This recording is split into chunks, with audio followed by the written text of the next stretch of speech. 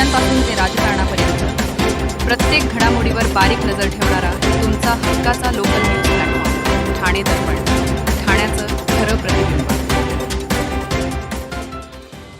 ठाणे शहरात गेल्या काही दिवसांपासून पावसाची रिपरिप सुरू असून काल रात्रीपासून पावसाने जोर धरलाय.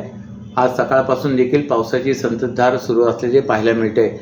या पावसामुळे सकाळी नोकरीसाठी निघालेल्या नोकरदार वर्गाचे हाल होत आहेत. ठाणे महापालिका आपत्ती व्यवस्थापन विभागाकडे सकाळी 9:30 ते दुपारी 2:30 वाजेपर्यंत 41.64 मिलीमीटर पाऊस पडल्याची नोंद झाली. परंतु पावसाची संततधार असल्यामुळे कोणत्याही सखल भागात पाणी साचले नाही. सध्या गणेशोत्सवाचा कालावधी सुरू असून उद्या गणरायाचं विसर्जन सोहळा होणार आहे. त्यासाठी आता सार्वजनिक मंडळांकडून जय्यत तयारी सुरू आहे. गणेशोत्सवाच्या सुरुवातीच्या दिवसापासून इतक्या प्रमाणात पाऊस पडत नव्हता, त्यामुळे गणेशोत्सव मंडळामध्ये देखील आनंदाचे वातावरण होते. तसेच गणपती विसर्जन मिरवणुकीची जय्यत तयारी करण्यात ते मग्न होते. परंतु रिपरिप सुरू असलेल्या पावसाने काल रात्रीपासून काहीसा जोर धरल्याचे पाहायला मिळत आहे. आज सकाळपासून देखील पावसाची संततधार सुरू आहे.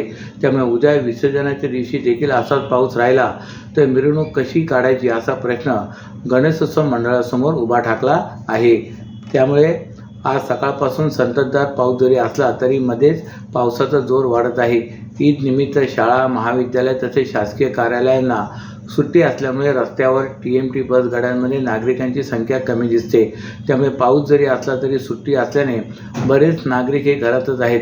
परंतु काही खाजगी कंपन्या सुरू आहेत.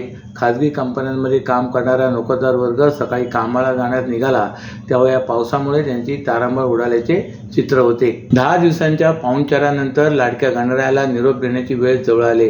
त्यामुळे ठाणे शहरात उत्साहाची लाट असून विसर्जन मिरवणुकीच्या तयारीला वेग आलाय. आगमनासारखीच विसर्जन मिरवणूक देखील दणक्यात पार पाडण्यासाठी मंडळाची लगबग सुरू आहे. हा संपूर्ण सोहळा शांततेत आणि सुव्यवस्थित पार पडावा यासाठी ठाणे महापालिका आणि पोलीस प्रशासनाने जय्यत तयारी केली. 1.5, 5 आणि 7 दिवसांच्या घरगुती गणपतीचे विसर्जन याआधीच पार पडले असून आता आनंद चतुर्दशीच्या दिवशी म्हणजे उद्या 10 दिवसांच्या सार्वजनिक आणि उर्वरित घरगुती गणपतीचे विसर्जन सोहळा होणार आहे. त्यासाठी ठाणे शहरातील महाविसर्जन घाट सज्ज झालेत. विसर्जन घाटाच्या स्वच्छतेपासून ते सुरक्षेपर्यंत सर्व बाबींची पूर्तता करण्यात आली असून अधिकचे मनुष्यबळही यावेळी तैनात ठेवण्यात येणार आहेत. ठाणे पोलीस आयुक्तालय क्षेत्रात यंदा 10 दिवसांच्या 43,535 घरगुती तर 794 सार्वजनिक गणपतीची स्थापना झाली. गेल्या वर्षीच्या तुलनेत सार्वजनिक मंडळांच्या संख्येत वाढ झाली. यामध्ये ठाणे 101, भिवंडी 150, कल्याण 172, उल्हासनगर 222 आणि वागळे 149 इतकी सार्वजनिक गणपतींची संख्या आहे. ठाणे पोलीस आयुक्तालयातील गणपती विसर्जनाकरिता वाहतुकीचे नियोजन करण्यासाठी वाहतूक पोलीस सज्ज झालेत. विसर्जनाच्या दिवशी पोलीस आयुक्तालयातील शहरात जड अवजड वाहनांच्या वाहतुकीला बंदी घालण्यात आली आहे. वाहतुकीच्या नियोजनाकरिता मनुष्यबळ वाढवण्यात आले असून गणपती विसर्जन होईपर्यंत ते कर्तव्यावर असणार आहेत. विसर्जनाच्या दुसऱ्या दिवशी होणाऱ्या कोंडीचे नियोजन करण्यासाठीही वाहतूक पोलिसांनी नियोजन केले. 1.5, 5 आणि 7 दिवसांच्या गणपतीचे विसर्जन निर्विघ्न पार पडले.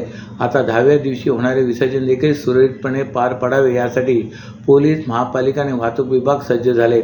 नावाशेवा बंदर, नाशिक, मुंबई आदी ठिकाणाहून ठाणे पोलीस आयुक्तालयाच्या हद्दीतील शहरांमध्ये जड अवजड वाहनांच्या प्रवेशामुळे मोठी कोंडी होते. त्यामुळे विसर्जनाच्या दिवशी या वाहनांच्या वाहतूक कोंडीचे विघ्न समोर येऊ नये यासाठी वाहतूक विभागाने कंबर कसले. या वाहनांना सकाळपासूनच शहरामधील रस्त्यांवर बंदी असणार आहे. नावाशेवा बंदरामधून ठाणे, घोडबंदर मार्गे वसई, पालघर आणि गुजरातकडे जाणाऱ्या जड अवजड वाहनांना सकाळी 8 ते दुसऱ्या दिवशी सकाळी 8 वाजेपर्यंत बंदी घालण्यात आली आहे. गुजरातकडे जाणाऱ्या या वाहनांना खारेगाव टोल नाका मार्गे पाठवले जाणार आहे.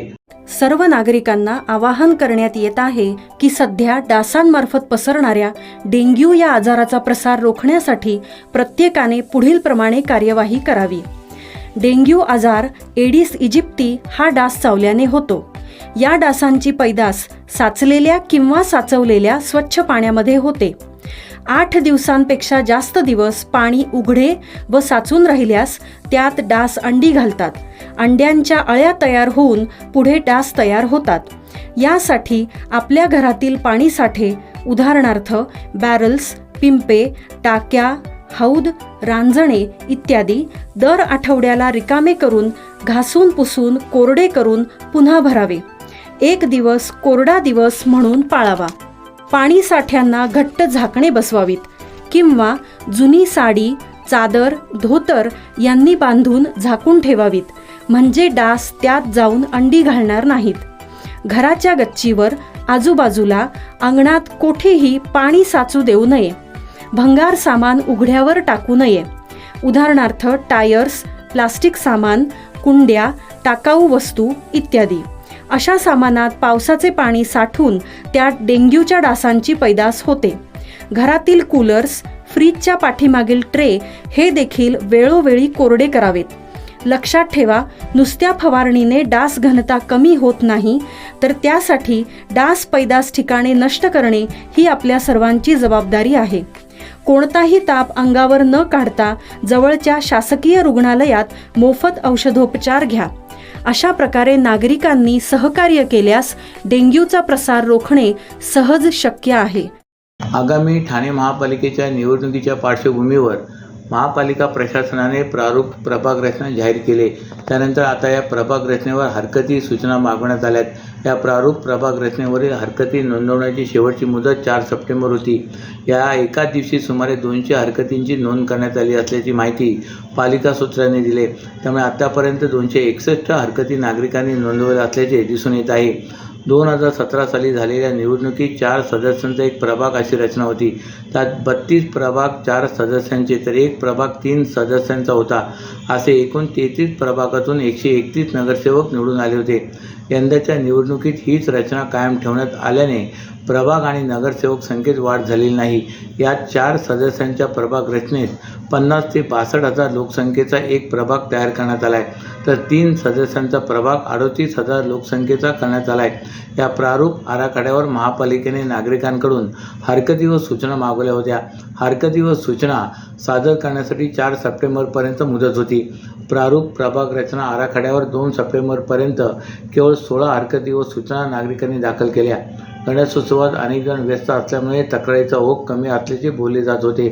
गौरी गणपती विसर्जन होतात या उत्सवातून उसंत मिळालेल्या नागरिकांनी एकाच दिवशी म्हणजे 3 सप्टेंबर रोजी 44 तक्रारी दाखल केल्यात.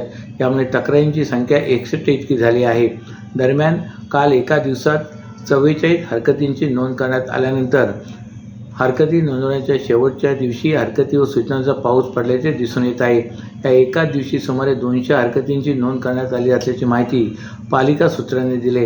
त्यामुळे आतापर्यंत 261 हरकती नागरिकांनी नोंदवल्या असल्याचे दिसून आले आहे. ठाण्याच्या कोटनाका येथे असलेल्या ठाणे जिल्हाधिकारी कार्यालयाची लिफ्ट काल अचानक बंद पडून दरवाजा लॉक झाला होता. त्यात 7 जण तब्बल अर्धा तास अडकून होते. सुदैवाने कोणालाही दुखापत झाली नाही, मात्र त्यातील नागरिक घाबरले होते.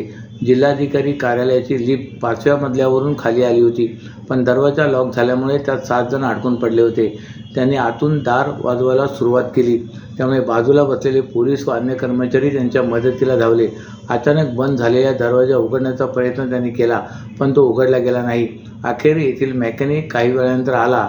त्यानंतर तो वरच्या मजल्यावर जाऊन त्याने प्रयत्न केले, तेव्हा दरवाजा उघडला गेला आणि घाबरलेले आतील 7 जण बाहेर आले. या आधी देखील ही लिफ्ट बंद पडली होती. त्यामुळे लिफ्टची ही समस्या गांभीर्याने घेऊन ती सतत दुरुस्त करण्याऐवजी नवीन लिफ्ट बसवण्याची मागणी येथे येणाऱ्या नागरिकांकडून व्यक्त होत आहे. अशाच नव्या आणि ताज्या बातम्यांसाठी ठाणे दर्पणच्या पेजला लाईक करा आणि फॉलो करायला विसरू नका.